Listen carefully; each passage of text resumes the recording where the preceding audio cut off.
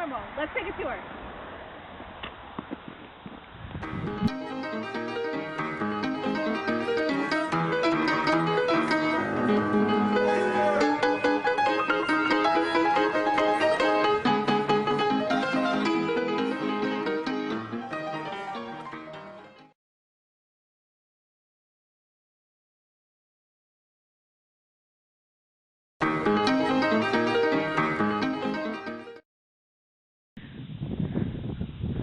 And be careful of the snow underneath you.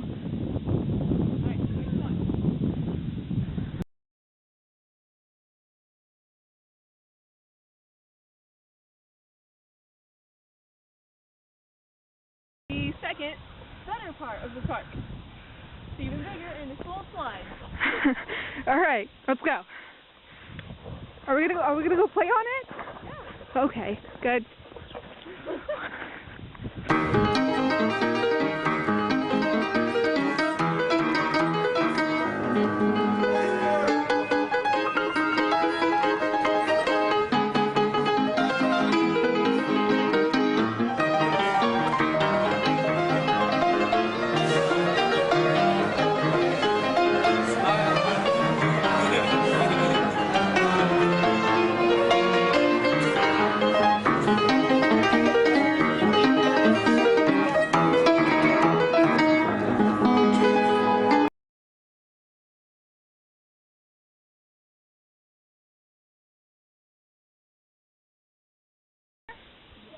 Yeah, do you like it? Yeah. What's your favorite part? That one? Can you get to it really fast? All the way to the top? That's kind of scary. I don't know if I could do that.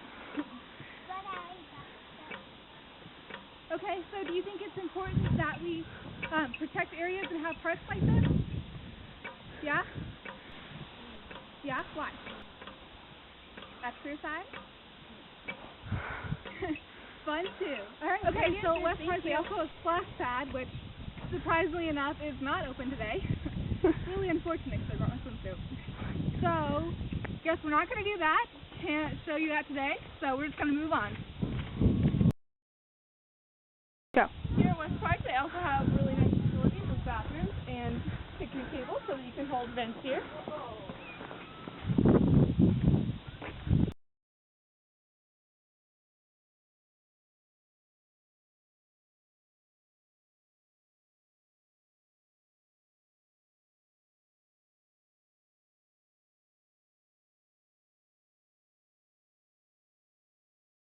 It's a great place to walk your dog here because they have bags available for you and trash cans.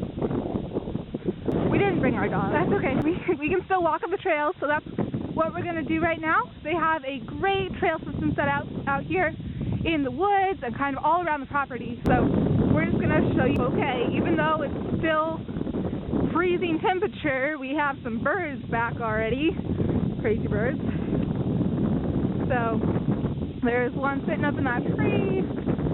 Oh, and they're flying. There's a great field over there that's probably habitat to a lot of birds and other animals as well, seeking some shelter from all this cold winter.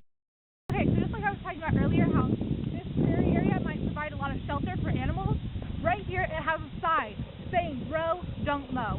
That means that this area is preserved for wildlife and can't be cut down. So it's a great thing that they offer here at West Park, and it really means they're environmentally conscious. Go.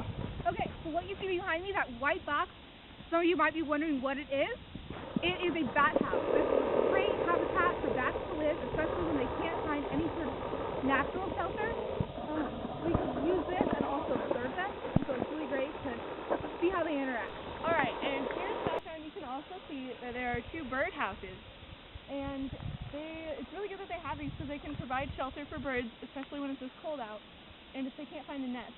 So, and if you look really closely, you can see that they're numbered, which would most likely mean that they are studying them and collecting data from them here as well. Here is one of the main trails that we're going to be walking today, and it goes pretty much wraps around back to the front of the park. So, yeah. Alright, right here behind me, that's that's a sycamore tree. You can tell because as you go up, the more thick it looks. So here, there are also seed pods hanging from this tree. When spring comes, those seed pods will drop and the seed will be planted into the ground, hopefully producing more trees. So that's evidence of life. Okay, and so right here are really a couple of really important things to see. Come in close. Right here, we have some rabbit tracks, and you can also see how they go all up and down this little ravine area. Right back here as well are some pellets, which makes me think that it is rabbit tracks. They look a little bit, there's the round, small pellets, some scat, some waste from a rabbit. Also, we have some of these red berries here. They're poisonous to humans. They won't kill you, they'll make you sick, but they're a great food source for birds, especially when it's really cold out. Is what I'm thinking are a couple of different habitats. It's really important to see. Right here, we can see maybe a bird's nest filled with snow, not used anymore, but at some point it was. Also, if we kind of get down in here, we can see how there's been a little bit of a burrow and then some sticks built around, possibly some sort of shelter for a rabbit or something like that. Because these really thorny bushes might seem uncomfortable and not like a very good habitat for humans, but for animals, especially ones with fur, it doesn't hurt them. It won't actually get all the way through to the skin, and when they build up the leaves and the sticks like this, they can actually build a shelter that is great and will protect them from other animals because they don't want to go into the thorns. Here you can see that there are some deer tracks leading from inside these bushes all the way out and down there to the other patch of trees. We're about to cross this bridge that wraps around this pond and goes back towards where we started our tour. And it's really nice of the park to provide this for people to use. They can walk on it or use it as a bike path, and just provides a nice little loop that people can use to exercise. Here have seed pods growing on top of them, which will eventually open up and spread seeds and potentially grow more plants here along the edge of the water. Out across the water, you can see that there is a couple of tracks going across, and if we were to have to guess, I would say that they are most likely ducks that are crossing where they usually swim. But we don't really have any way of knowing for sure because we can't get close. Okay, so even as we're going along this bridge here, we can see some animal tracks. Oh, okay. They're just dog tracks because a lot of people come here to walk their dogs. So we're on this one little trail that just has a whole bunch of dog tracks as we're walking. We thought we'd point that out as evidence. The main facilities and the picnic tables over there. They have also added this area with the gazebos and what looks like brand new picnic tables so that we can have even more events going on. A couple of other things that we've noticed is this non-smoking sign and also the trash that is provided to prevent littering. And these things are prevalent all the way around the park. Saw some birds flying earlier and some kind of resting in a tree.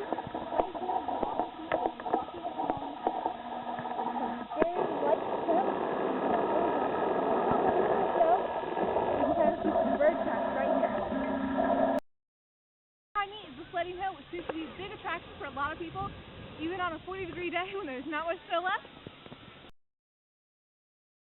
Okay, so right here we have this low-lying area, which probably once all the snow melts, when there's more rain, especially in the spring, is going to become a creek or a stream, which will also provide water, drinking water, and also possibly a habitat for young animals such as tadpoles. Before, West Park offers a lot of these informational signs all around the ground. The last one said, "Don't grow, don't mow."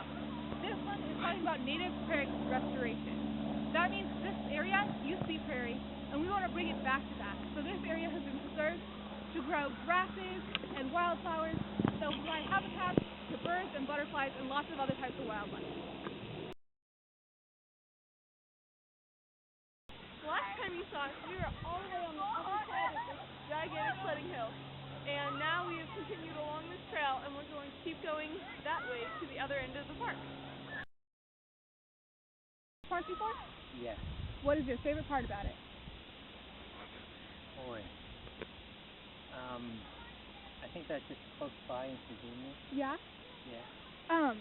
Do you think it's important that we make parks like this and kind of conserve our natural resources? Absolutely. Okay. Yes. Why do you think it's important? Well, I think it's just good for the soul and good to get out, and it's a place for the community to come together and be together and enjoy the outdoors. Okay. So, what's interesting about scat, or the waste from animals, or poop, is that not only can you tell what the animals ate, but also what type of foods the animals eat generally. So, lots of herbivores will have pellet-like poop because they only eat plants and animals. So their stomachs will digest that, get all the fiber out of it, and then they come in small pellets. But omnivores and carnivores will have longer log-like poop, and you can see what is in it and also what type of animal it came from, whether omnivore, carnivore, or herbivore. Hey, what's up with that giant mound of concrete blocks over there? I don't know. Let's go check it out.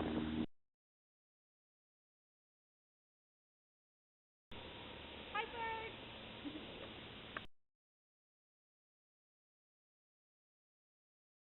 Okay, as we're walking past over here, we can see that this area of trees over here has very little biodiversity because it's full of all these really small trees, and there's not very much plant life below the over trees. on that side of the park, there are more birdhouses over here. They are also numbered, so taking data from collection, seeing the animals and really observing them, but also it was incredible to see how much life there is, especially when you get away from the residential area that's over there and away from the playground that's over there.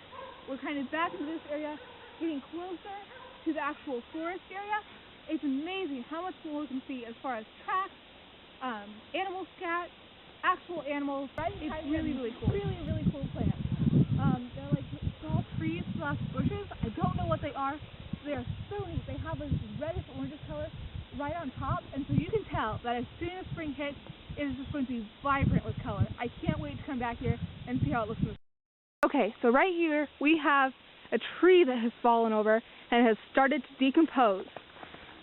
I'm going to look right into it, and it is really, really cool because it can provide some great habitat for some animals. Also, there's some fungus growing on it. Right now it's covered by a little bit of snow, but we can see some of these holes and everything in it. It's providing food, it's providing shelter, it is providing a lot of things to some animals. I can't see if anything lives in there, and I don't want to try and get in there and anger anything that might. So, just thought I'd point that out, that a lot of life can be supplied from this one fallen tree. So even if one tree dies and it falls over, it can provide some shelter and food to a lot of other organisms. As we continue walking down this trail, you can see that the forest that is now around us is more of an old-growth forest, and it has a lot more biodiversity, all the different sizes of trees, as opposed to the other one where there was only the one small kind of. Here at West Park in Carmel, they have a lot to offer the community, like bike riding, walking in the trails, hosting outdoor events, sledding and playing on the playground, and walking your dog. But they also have some rules and regulations. So let's go through a couple of those. They open 30 minutes before sunrise, and they close 30 minutes after sunset. That's just to keep everyone safe. Also, they don't allow littering, no smoking, keep your dog on a leash, and also clean up after your dog. New section for the project, evidence of APES class. We have some lichen growing on this tree. I'm just going to say it's type 2. Type 2 lichen. Don't remember what kind that was, but I'm going to say this is it. We got some green stuff here. Got some kind of bluish white down over here. So, evidence of APES class, definitely a new section for all.